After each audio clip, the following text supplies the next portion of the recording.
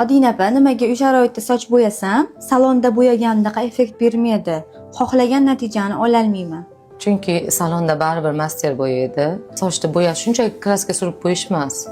Yana bitta asosiy narsa, men doim professional kraskalardan foydalanaman. Magazin kraskalari bilan salondagi professionalniy kraskalarda nima farqi bor? Magazin kraskalar arzon pigmentlardan tayyorlangan, i oksidlar bir xil foizda bo'ladi. Professional kraskada foizlarni sochni holatiga qarab turib tanlaymiz. Shuni hisobiga soch kraskasi ketgandan keyin sochning rangi holati o'zgarmaydi, sochning strukturasi o'zgarmaydi. Salon kraskalarini hammani ham cho'ntaga ko'tara olmaydi-ku. Ha, to'g'ri, qimmat.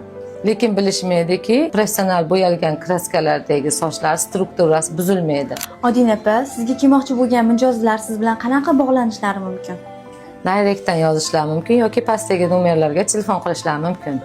Agar siz ham sifatli rang xohlasangiz, albatta murojaat qiling.